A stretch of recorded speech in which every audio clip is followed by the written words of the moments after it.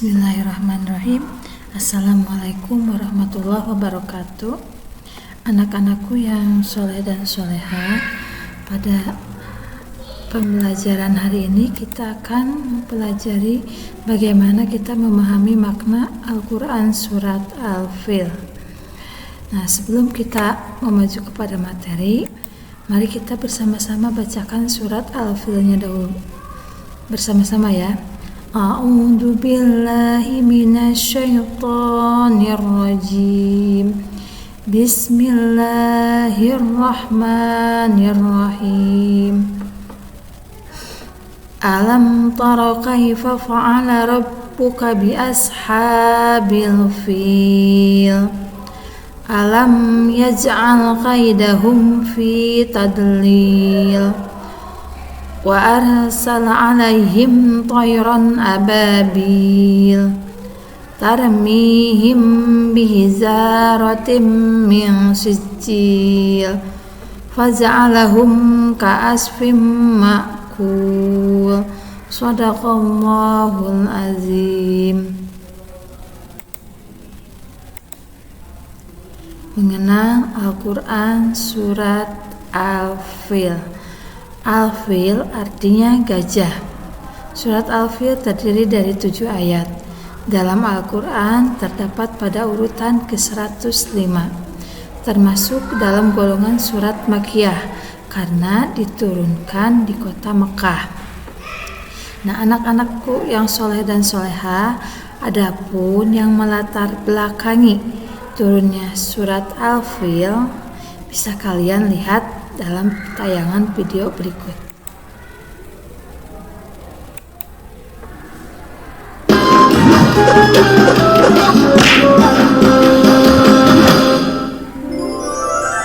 Kisah penyerangan pasukan bergajah ke Mekah. Kisah ini disebutkan di Al-Quran, surat Al-Fil ayat 1 hingga ayat ke-5. Kisah ini menceritakan tentang gagalnya penyerangan pasukan bergajah yang ingin menghancurkan Ka'bah. Dalam kisah ini, Allah memberikan pelajaran bagi kita tentang akibat seseorang yang sombong dan merasa dapat melawan kekuasaan Allah.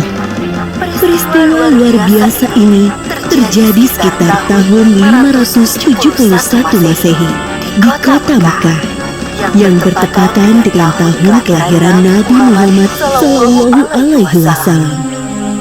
Kota Mekah ramai dikunjungi masyarakat karena letaknya yang strategis, berada pada jalur perdagangan di Hijaz. Terlebih lagi, setiap hari banyaknya pengunjung yang mendatangi Ka'bah. Hal itu membuat kota Mekah semakin ramai.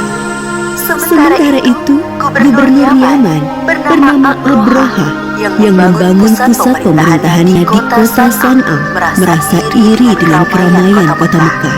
Ia berpikir bagaimana caranya agar kota San'a lebih ramai dari kota Mekah. Abraha memiliki ide untuk membangun gereja yang megah. Gereja itu diberi nama Al-Quds. Ia berpikir dengan adanya gereja yang mewah dapat menarik perhatian masyarakat dan menyaingi kota Mekah. Wahai pengawal, bagaimana perkembangan kota San'a sekarang setelah dibangun gereja Al-Quds? Apakah lebih ramai dari kota Mekah? Maaf tuanku, walaupun kita sudah membangun gereja yang megah, orang-orang tetap ramai mengunjungi Ka'bah. Apa? Baiklah kalau begitu, kita akan hancurkan Ka'bah. Siapkan pasukan yang besar. Besok kita berangkat menuju Mekah. Siap tuanku.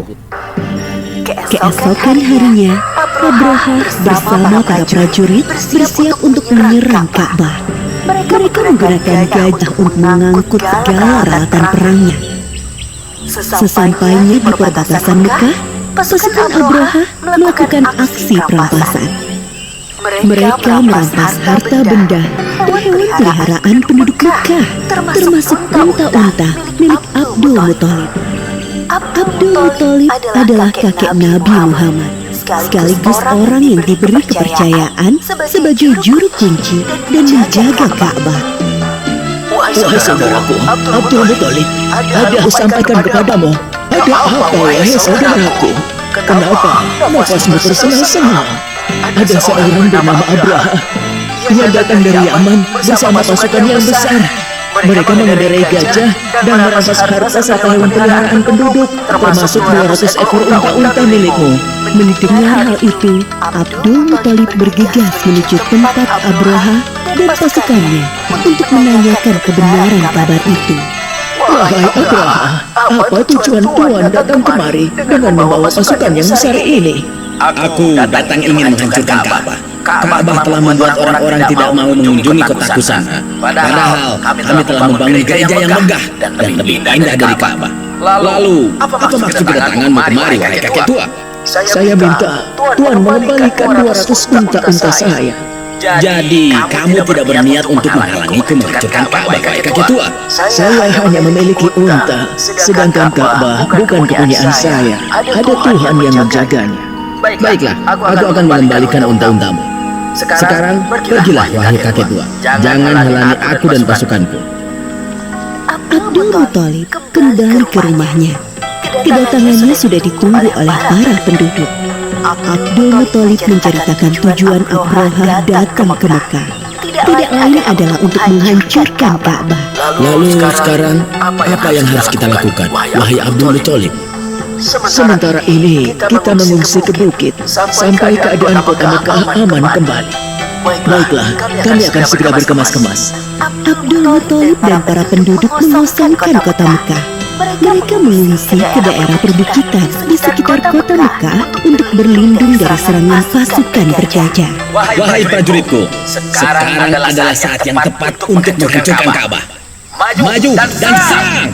Namun, gajah-gajah itu tidak bergerak dan duduk seakan kakinya terikat. Kenapa gajah-gajah ini tidak mau berjalan?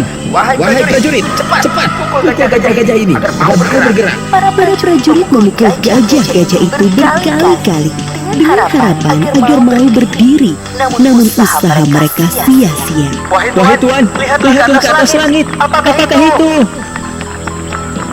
Dari arah langit, tiba-tiba datang sekawanan burung membawa batu-batu panas, seperti yang disebutkan dalam surat Al-Fil ayat 3-4. Dan Dia Allah mengirimkan kepada mereka burung yang berbondong-bondong yang melempari mereka dengan batu dari tanah liat yang dibakar. Abroha dan para prajurit berlarian meninggalkan Ka'bah. Hanya beberapa langkah mereka bergerak, tubuh mereka kepanasan dan sendi-sendi mereka terlepas terkena serangan burung ababil. Akhirnya satu persatu para prajurit meninggal karena tidak kuat menahan rasa panas dari batu yang dilemparkan burung ababil, termasuk Abroha, sang pemimpin pasukan berjajah. Demikianlah kisah penyerangan pasukan berjajah yang dipimpin Abroha ke Mekah. Pelajaran yang dapat kita ambil dari kisah ini diantaranya, jangan mudah merasa iri dan dengki dengan kenikmatan yang didapatkan orang lain, karena bisa mengundang hal buruk terjadi. Orang yang sombong dan suka mengambil hak orang lain akan diazab oleh Allah dengan siksa yang pedih. Bagi Allah tidak ada yang mustahil terjadi. Jika Allah menghendaki sesuatu terjadi, maka tidak ada yang bisa menghalangi. Allah Maha Kuasa atas segala sesuatu. Wallahu a'lam bishawab.